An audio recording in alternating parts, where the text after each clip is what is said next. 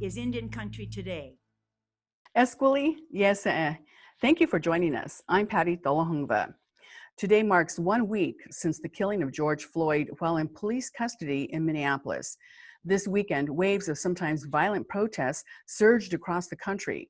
In Minnesota on Sunday, it was mostly peaceful as more than 100 volunteers came out to help clean up a Native American nonprofit agency.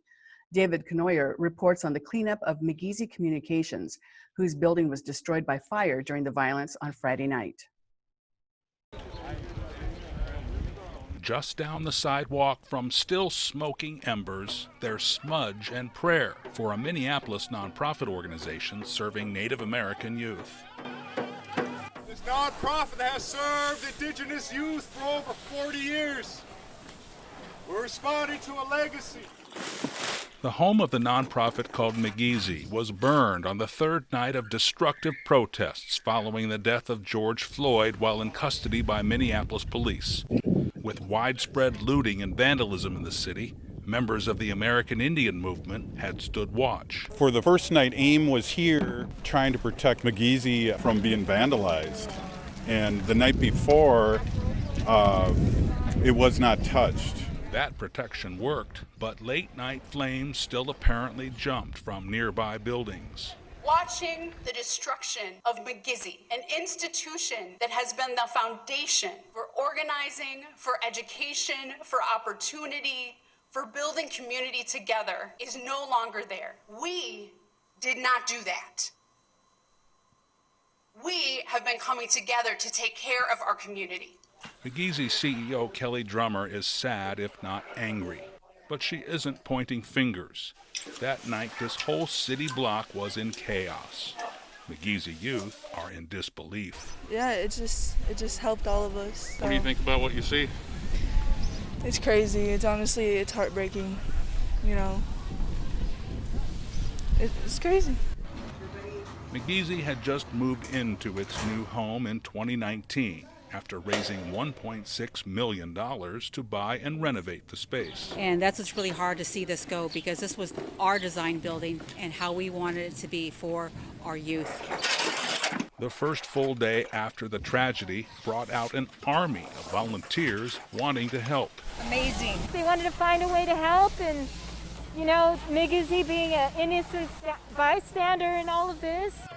McGeezy means eagle in the Ojibwe language, and many friends already are helping the Native youth group raise money to rebuild and soar once again. The building is gone.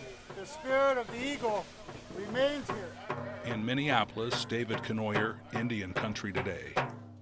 6 indigenous lawmakers in Arizona are demanding both a state and federal investigation into faulty personal protection equipment sent to the Navajo Nation. The lawmakers say nearly 250,000 face masks may not be suitable for medical use. Zach Fuentes, a friend of the president, won a $3 million Indian Health Services contract just 11 days after he created a PPE company. The lawmakers say Fuentes has no experience in producing and delivering PPE. In addition, the lawmakers are upset the Arizona governor is reopening the state and places like the Grand Canyon National Park at a time when the coronavirus rates are still high on Indian reservations. They say the tribes that live in and around the Grand Canyon also have very limited medical health facilities and can't risk having tourists pass through and possibly spread COVID-19.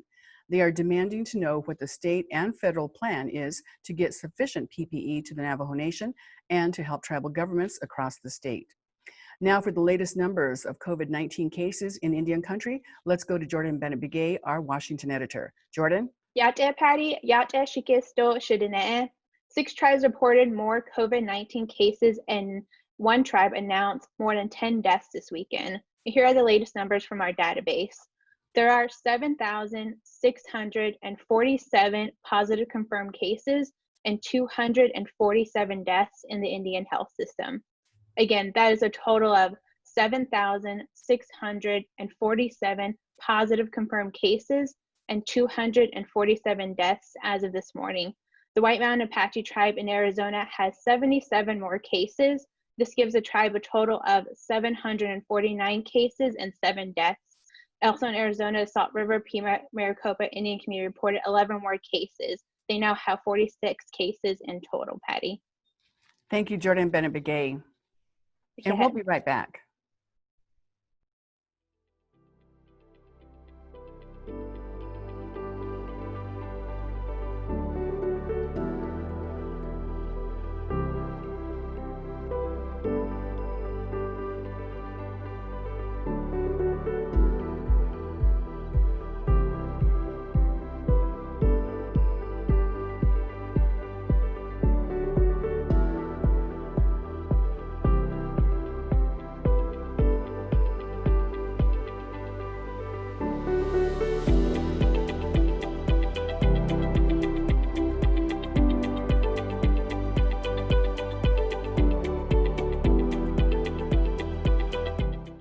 This is Indian Country Today.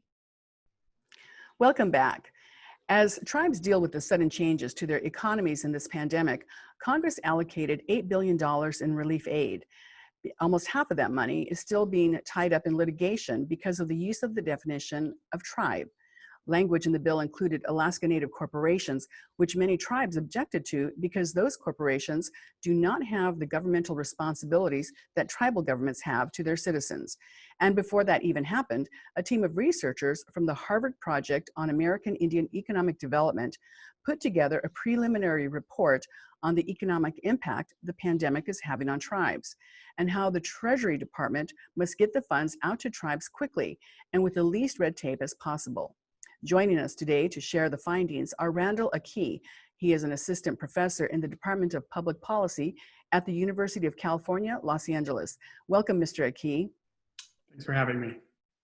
Also joining us is Miriam Jorgensen, research director for the Harvard Project on American Indian Economic Development. She's also the research director for the Native Nations Institute at the University of Arizona. Welcome, Ms. Jorgensen. Thank you. Well, let's start with you, Ms. Jorgensen. Give us an idea of the national economic impact the closing of tribal gaming is having on states and even the federal government. Well, the numbers are large. We're talking in the range of $12 billion that tribal governments and their tribal enterprises contribute to the American economy overall. When you're thinking about really large states like California or New York, maybe those numbers don't seem so large. But when you think about areas where a lot of these tribal governments are places like South Dakota and Montana, and even the state of Arizona, where there are significant impacts on those state economies from tribal economies as well. So by the time that you think about the fact that COVID-19 has really ground many of these tribal economies to a halt and diminished the income and revenues that they have, and there's the increased stress on those governments from COVID-19. We're talking about significant economic impacts on tribes and on the economies in which they're embedded, those state economies. And we're just talking about one industry right now in terms of, just Indian gaming. So, and a lot of these tribes are the largest employer in their area. They are. Sorry, I'll just jump in. They are. We estimated that something like over 1 million jobs are contained within this industry. Almost 900,000 of them are non-native.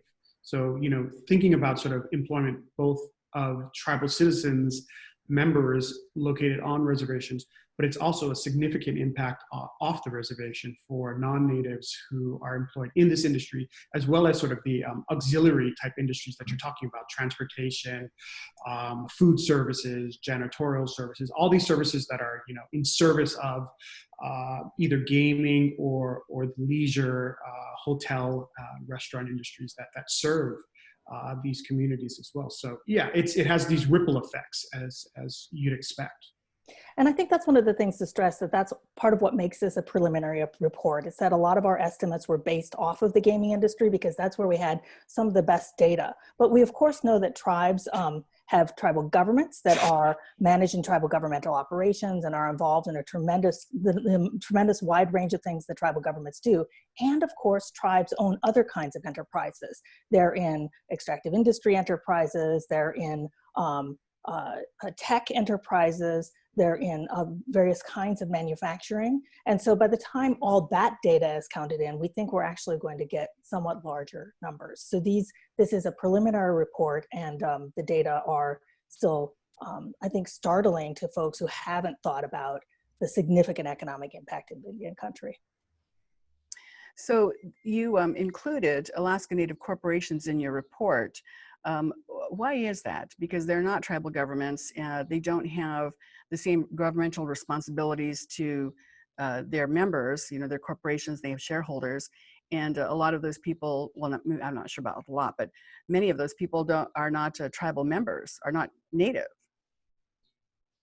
I'll now point that to Ms. Jorgensen. Sure.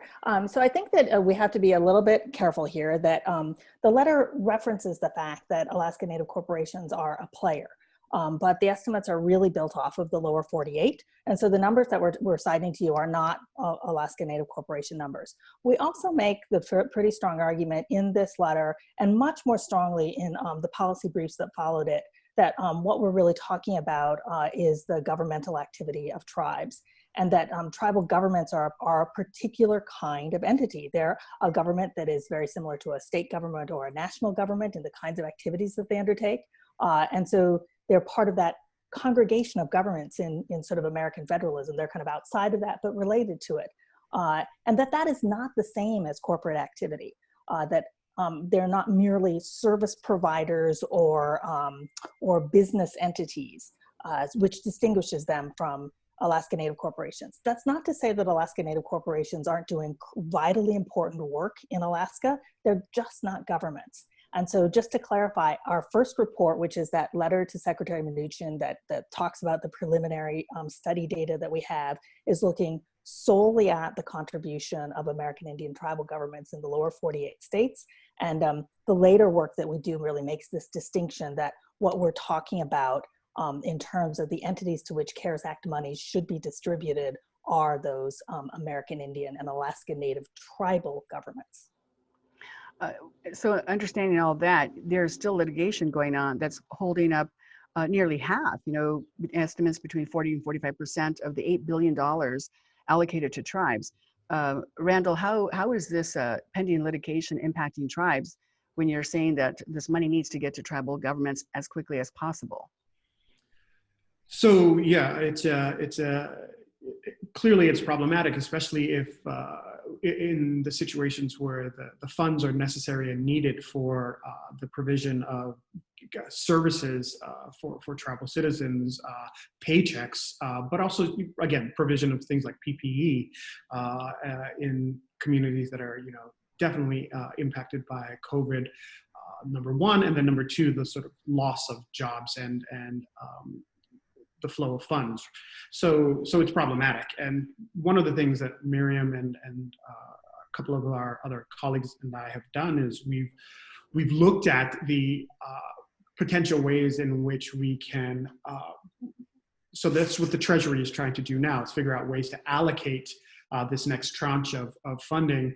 And that was one of the things we wanted to look at. And we came up with several sort of criteria and ways of estimating how you allocate the next tranche of funds here. And one of the things, several of the things that we looked at were based on the impact of COVID on local governments. The other is just travel enrollment, again, size, as well as the economic impact that the various tribal communities or tribal nations are facing.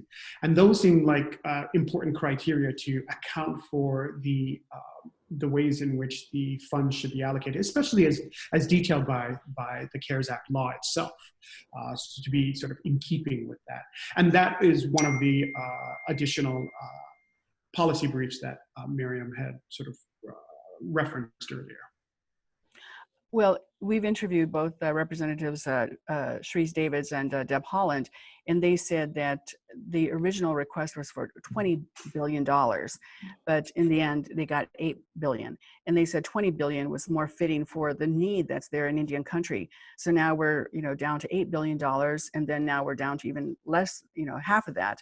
that's actually been distributed to tribes.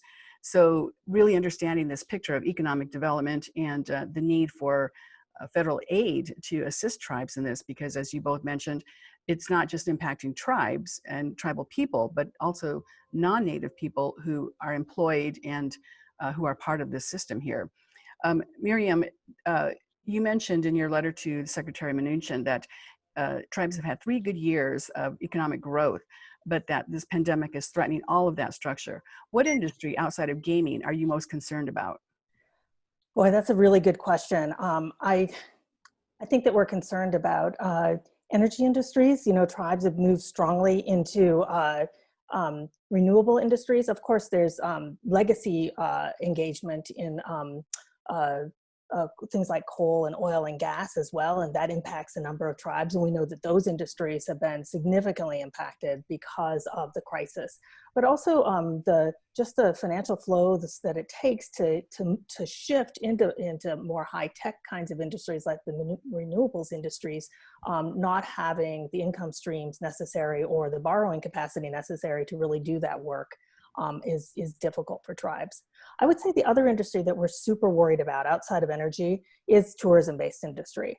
And this encompasses a broad range of activities, from outfitters to holiday makers to sort of the ancillary to gaming, sure, but we're also talking about hunting and fishing and other kinds of outdoor-based activities that these obviously are difficult to maintain in the face of the pandemic for exactly the kinds of reasons you cited in part of the intro, which is tribes are nervous about people coming, and yet this has also been a real mainstay for tribes. I want to just jump back and correct one thing that I said, and it gets to the numbers that you talked about coming from the federal government. Tribal governments are actually getting $12 billion in revenue from their enterprises, but those enterprises are creating nearly $127 billion of economic activity in states. So when I spoke earlier about that approximately $12 billion, that's just the revenue that's flowing from those enterprises to tribal governments that the federal government's CARES Act is in a sense trying to replace. And so you can already feel that $8 billion isn't enough. But when you really look at the economic impact of tribes, it's up in that $130 billion range. So when we're starting to cut down things like the gaming industry, the tourism industry, the energy industry, various tech industries, that's having a massive outflow effect on these local and regional economies around tribes. Yes, and again, we keep talking about that ripple effect. And so many states, not all, but so many states have a provision of revenue sharing with tribes. And so they have also relied on the gaming monies to fund their state budgets. Randall, also in this letter, there was some concern raised about tying tight or having tight federal strings around the COVID-19 federal response funds that would be counterproductive. What have you seen that's alarmed you? I mean, I think, again, it comes back down to the sort of some of the provisions in the CARES Act that,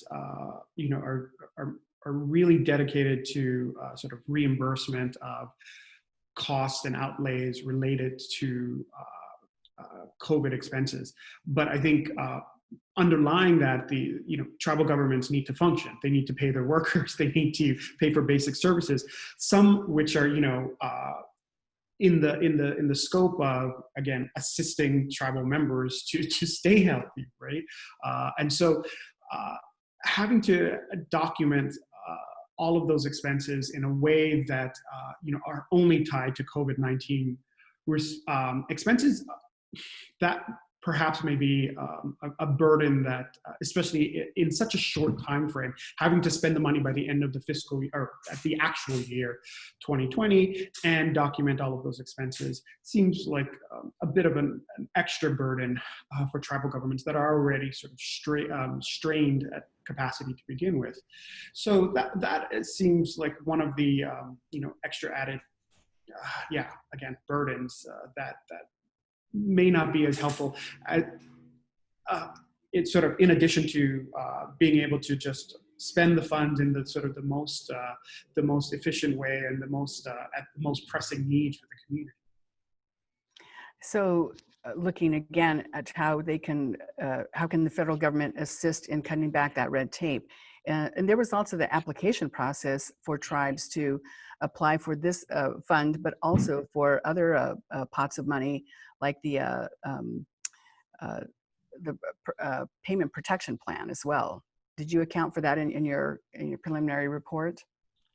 The preliminary report doesn't account for the payment protection plan and any of the other opportunities that are out there for largely businesses owned by entities other than tribal governments. And so we don't really speak to that. We've kind of stuck kind of squarely to CARES Act and the ability of tribes to have enough money, which we've touched on just a little bit here, and that our sense that this is nowhere near the amount needed, and getting that money out, as you said earlier, quickly and without too much burden. And that's really very much the point of the third policy brief that we've written that kind of spun off of our initial letter to Secretary Mnuchin, that Randy's already talked about some of those buckets of reimbursement and stimulus funds that need to get out to tribes. That first one being around just the purely economic impacts, and then those other two that are around sort of employment-based impacts and costs associated with COVID-19 healthcare costs and other extraordinary expenses because of the pandemic. And I think that what we've really boiled down to is the idea that there have been now 2 requests by Treasury going out to tribes, asking them for a lot of information, a lot of detailed information that of course tribes have in general, but at this time, does it make a lot of sense for the federal government to be asking them to make these massive submissions of information? And our experience with the distribution of the first 60% of the dollars was that Treasury barely used any of that information. It instead referred to other data that existed within the federal government to make its distribution or its allocation out to tribes. And so our sense is that tribes are actually submitting some good data. But the reality is, let's stop asking them to submit these massive amounts of information. Let's go off of some fairly simple data streams, the amount of enrollment that they have as of a certain date, what their employment is as of a particular point in the business cycle that would say account for seasonal employment.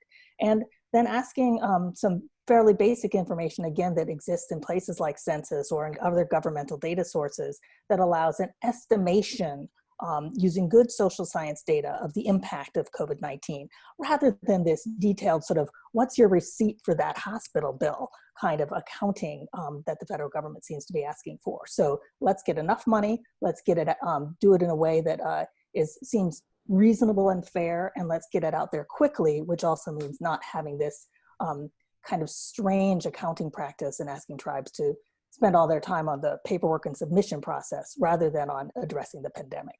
Well, there was also a lot of outcry from tribes when that data was breached and it was shared publicly. Miriam. There was a lot of outcry, and I think justifiably, because as I've already intimated, there was a lot of detailed information in that data, and tribes were nervous about information that included things like their bank accounts and other private data were out there essentially in the public domain. So think about how nervous an individual gets when our identity is at threat or stolen or our bank account information is out there. How much more so for a tribal government? And it's also, it goes back to that trust between tribal governments and the federal governments, which the history has long shown there's a huge lack of trust for good reason. So you wrote the letter and you sent it to Secretary Treasurer Stephen Mnuchin on April 10th.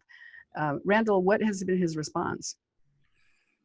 To my knowledge, we haven't received any response back. Miriam, we've had a few indications from folks who work at Treasury that there has been some attention paid. At least they've indicated that they've received the letter and other information that we've put out. No official word that Mnuchin has read or reacted to it.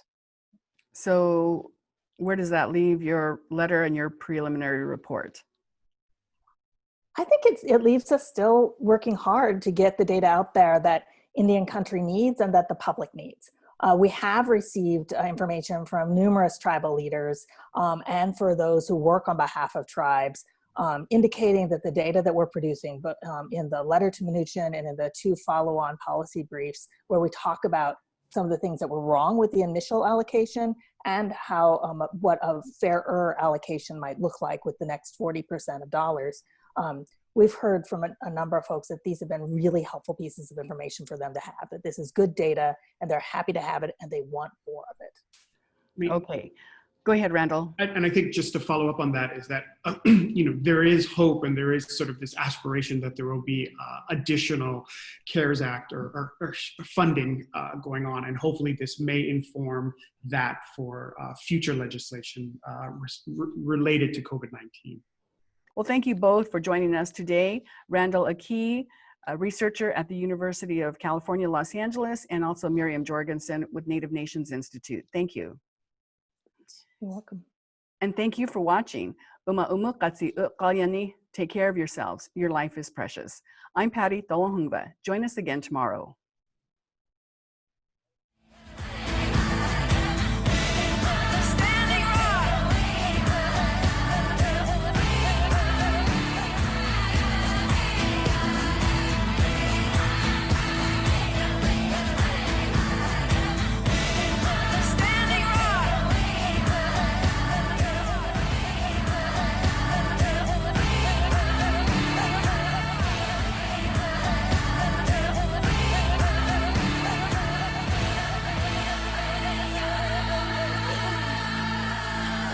This is Indian Country Today.